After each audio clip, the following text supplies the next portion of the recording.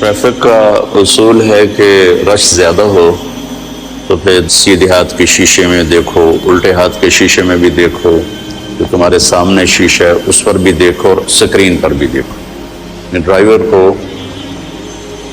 4 جگہ پہ اپنی نظر کو گھمانا پڑتا ہے، کیونکہ ادھر بھی رش ہے، ادھر بھی ہے، پیچھے بھی گاڑی ہیں، آگے بھی گاڑی ہیں۔ ادھر نہ ٹکر ہو، ادھر نہ ٹکر ہو، پیچھے سے کوئی آ کے مجھے نہ مار دے، آگے میں کسی میں نہ مار دوں، لہذا اس کو یوں یوں یوں کر کے دیکھنا پڑتا ہے، اور تب جا کر وہ سلامتی کے ساتھ اس رش سے نکلتا ہے، ورنہ دائیں بائیں آگے پیچھے سے کہیں نہ کہیں ضرور ٹکر ہو جاتی۔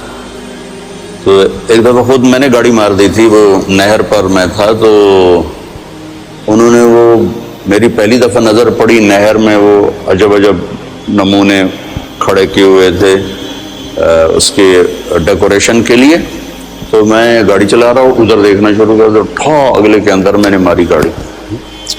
اب آپ کو بہت احتیاط سے آپس میں چلنے کی ضرورت ہے۔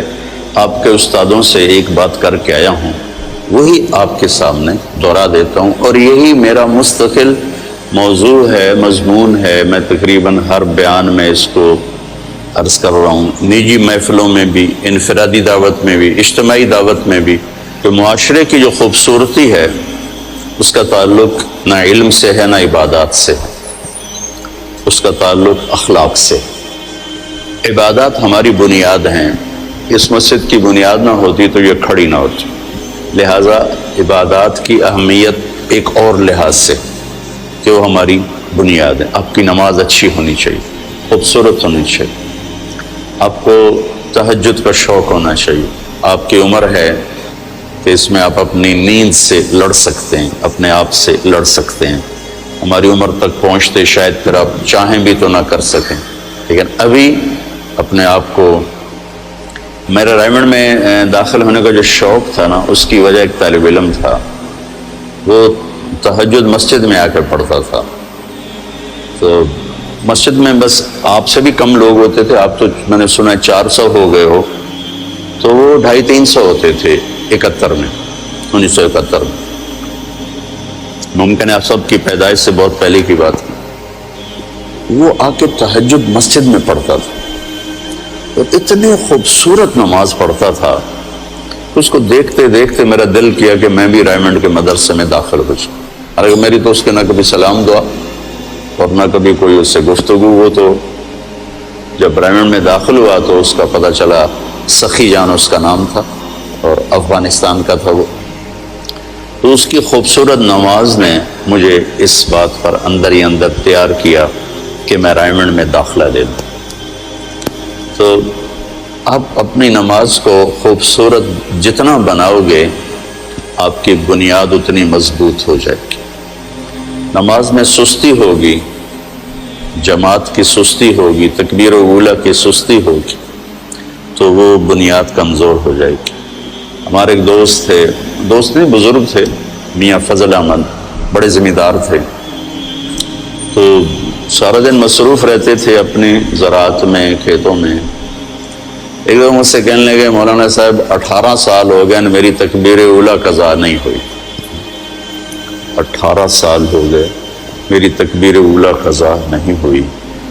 تو آپ تو ہیں ہی ایک 4 دیواری میں، آپ کی کبھی رکعت جا رہی ہو، کبھی تکبیر اولیٰ جا رہی ہو، پہلی صف تو یقیناً چھوٹی سی ہے، لیکن شوق تو ہو کہ پہلی صف ملے، تو یہ اس میں کمزوری آپ کی بنیاد کو کمزور کر دے گی۔ تو لہٰذا ایک تو بیس بنیاد، آپ اپنی نماز کو خوبصورت بنانے کی کوشش کرو، یہ آپ کے کردار پر بھی اثر انداز ہوگی۔ ان الصلاۃ تنہی عن الفحشاء والمنکر ولذکر اللہ اکبر۔ اللہ تعالیٰ نے نماز کو ذکر اکبر کا، نماز یہ اللہ کی یاد ہے، سب سے بڑی چیز ہے۔ تو نماز ہماری بنیاد ہے۔ پھر قرآن کی تلاوت، اس میں بجری بھرنے والا، سیمنٹ بھرنے والی، لوہا بھرنے والی چیز ہے۔ صبح شام کی دعائیں، تنہائی کا ذکر، یا چلتے پھرتے جیسے بھی قابو میں آئے، یہ اس کو مزید مضبوط کرنے والی چیز ہے۔ جب آپ کی فاؤنڈیشن مضبوط ہوگی تو اس پر آپ ساری زندگی کی بنیاد کو قائم کر سکتے ہیں۔ تو آپ مختلف شاخوں سے آئے ہیں، کچھ یہاں والے بچے بھی ہیں، عمر کا وہ حصہ ہے جس میں سستی غفلت بھی ہو جاتی ہے، اور کبھی مزاج بھی غالب آ جاتا ہے. سستی نہیں ہوتی، غفلت نہیں ہوتی، مزاج غالب آ جاتا ہے اور اس میں تکاسل شروع ہو جاتا ہے. تو میں آپ سب بچوں سے یہ گزارش کروں گا کہ اپنی نماز کو خوبصورت بناؤ. نماز کا خوبصورت ہونا آپ کے پوری زندگی کے کردار پر اثر انداز ہوگا. جو اللہ کے نبی نے فرمایا جعلت قرۃ عین فی الصلاۃ، میری آنکھوں کی ٹھنڈک ہے نماز. تو اس کو آپ بنیاد بناؤ. تہجد کا اہتمام کرو، نوافل کا اہتمام کرو. اگر آپ اذان سے 1 منٹ پہلے بھی مسجد میں آ جاؤ تو آپ کی ہر نماز کے ساتھ نوافل ہو سکتے. اب سوائے فجر کی نماز کے سنت نہیں ہوتی. تو آپ بڑے خوبصورت طریقے سے اپنے اللہ سے سجدوں کے ذریعے سے تعلق بنا سکتے ہو. آپ اس کا اہتمام فرمائیں.